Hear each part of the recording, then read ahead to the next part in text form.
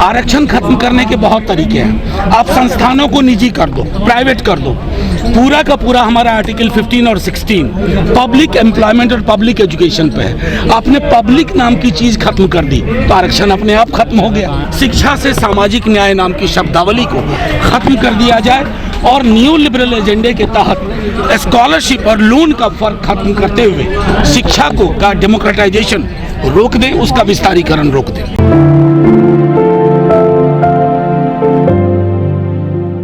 NEP मध्यम वर्ग भी मुगालते में ना रहे कि ये सिर्फ गरीब बच्चों के खिलाफ है, ये मध्यम वर्ग के भी खिलाफ है। मध्यम वर्ग अचानक से ऑर्केस्ट्रा पार्टी में शामिल हो जाते हैं। अरे साहब, हमारे बच्चों की तकदीर खुलने वाली है तो क्यों ये लोग विरोध कर रहे हैं, सड़कों पे आ रहे हैं। आरक्षण की बात नहीं है, कोई बात नहीं, अब मेरिट का जमाना आ गया। जैसे कि आरक्षण और मेरिट दोनों परस्पर विरोधी हों, इसमें मैं नहीं जाना चाहता। मैं सिर्फ इतना कहना चाहता हूं कि जिस मध्यम वर्ग को प्रधानमंत्री जी ने एक जिम्मेवारी दे दी है उनके कंधे पे कि उन आपकी हर नीति का हर रात 8:30 से लेकर के 10 बजे रात तक उनकी तुरही बजाई जाए, उनको भी आगाह कर देना चाहता हूं कि आपके बच्चे हाशिए पे चले जाएंगे।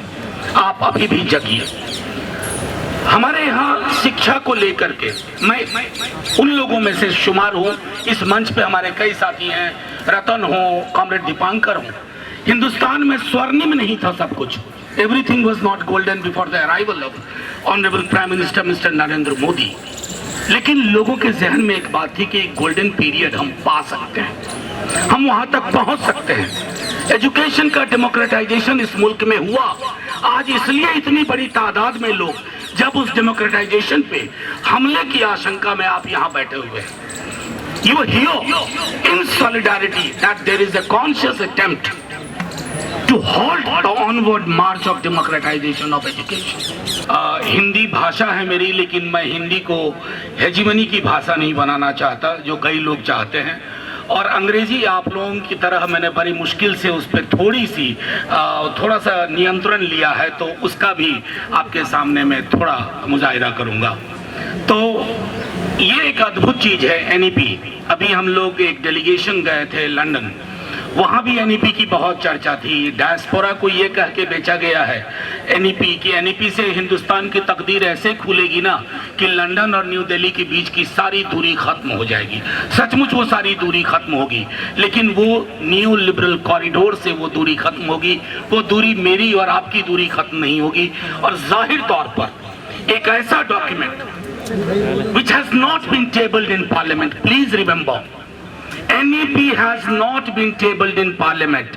क्या ये अपने आप में एक बेईमानी नहीं है कि सरकार NEP को पार्लियामेंट में नहीं ला रही है? NEP पे आज तक कोई चर्चा नहीं हुई है। हमने जब 0 आवर भी डालने की कोशिश की तो NEP पे 0 आवर एक्सेप्ट नहीं हुआ, ये कह करके कि ये पॉलिसी डिसीजन है, इसको कोई जरूरत नहीं है कि पार्लियामेंट में इस पे विशद चर्चा हो। तब हमने थोड़ा खंगाला कि क्या ऐसा पहले की पॉलिसीज में भी हुआ था? कतई नहीं हुआ। कोठारी कमीशन आया, पार्लियामेंट में चर्चा हुई। उसके बाद फिर राजीव गांधी जी के दौर में आया, तब भी पार्लियामेंट में चर्चा हुई। तो ये अद्भुत दौर है।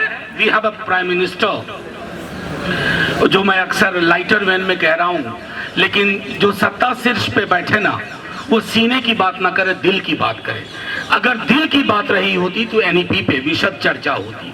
मैं 2-3 चीजें कह करके अपनी बात खत्म करूंगा।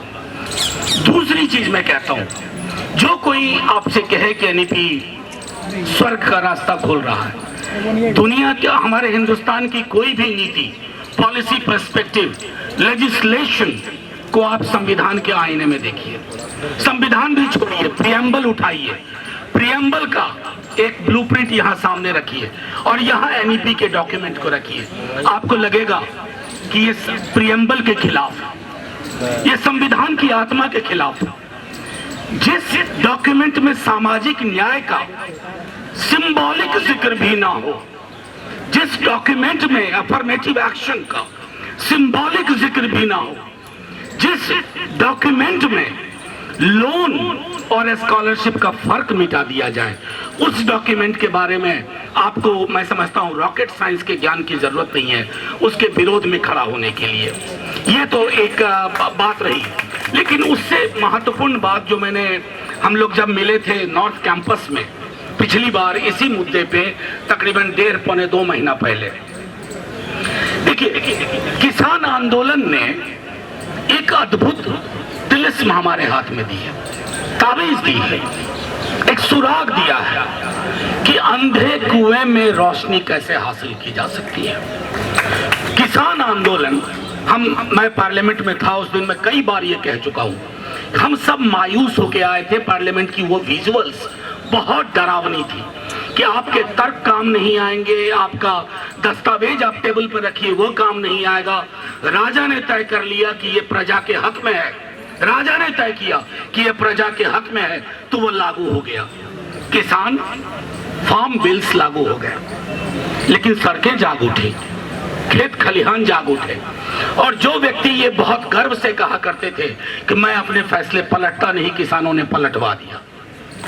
वो एक चीज, वो एक जज्बा हम सबको पैदा करना होगा।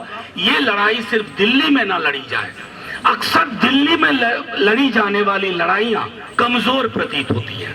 ये थोड़ा गांव की ओर जाए, गांव की ना ओर जाए तो छोटे शहरों की ओर जाए, और ये तमाम लोगों को हम ये संदेश देने में कामयाब हो कि ये दस्तावेज हमारी गुलामी का दस्तावेज है। ये दस्तावेज फिर से उन प्राचीन परंपराओं को जिंदा करने की कोशिश है, जहां शिक्षा का मतलब होता था एजुकेशन इस मुट्ठी में बंद है, बाकी इस मुट्ठी के 5 लोग शिक्षा लेंगे, बाकी सब किनारे होके खड़े होके देखेंगे और उनसे उम्मीद करेंगे कि उनमें से कोई एकलव्य पैदा हो जाए। मैंने सदन में भी हाल में कहा था कि एकलव्य के नाम की और एकलव्य मॉडल की चर्चा होती है ना, इससे घृणित कोई चीज नहीं हो सकती है। आप द्रोणाचार्य को ग्लोरीफाई करो, लेकिन एकलव्य को डिनाग्रेट मत करो, डेमोनाइज मत करो। एकलव्य बनाना इस दस्तावेज का मकसद है कि दूर से ही सही वो कुछ करने की कोशिश करेगा। और आखिरी एक बात कह के अपनी बात खत्म करूंगा। ऐसा CPI-ML, तमाम वामपंथी दल, तमाम बहुजन समर्थित ग्रुप, हम सबको एक चीज की कोशिश हमेशा करनी चाहिए। ये दौर एका का है। कोई ये ना सोचे कि ये लड़ाई अकेले कोई एक लड़ लेगा, ये लड़ाई सबको लड़नी है। जर्मनी में जो कुछ भी प्रतिरोध हुआ किसी एक झंडे के नीचे नहीं हुआ। पियानो वाले ने अपनी तरफ से प्रतिरोध किया, पेंटर ने अपनी तरफ से प्रतिरोध किया, चाइल्ड साइकोलॉजिस्ट ने अपनी तरफ से प्रतिरोध किया। कोशिश हम लोगों को, ये आजकल बहुत कहा जाता है कि क्या करोगे आप लोग, विपक्ष छत विच्छत है। यार विपक्ष तो छत विच्छत है, लोग छत विच्छत नहीं है। लोग अलग अलग नहीं है, लोग एकाकार होंगे, एक साथ आएंगे तो बड़ी बड़ी चीजें हासिल हो जाती हैं, बड़े बड़े फैसले पलटवा दिए जाते हैं। इन्हीं बातों के साथ एक फिर से कमिटमेंट कि आप जिस भूमिका में चाहेंगे, राष्ट्रीय जनता दल, मैं, मेरे नेता और हमारा पूरा कैडर इस मसले पर ये लड़ाई मुकम्मल अंजाम तक हम ले जाएंगे। जय हिंद, जय भीम, लाल सलाम।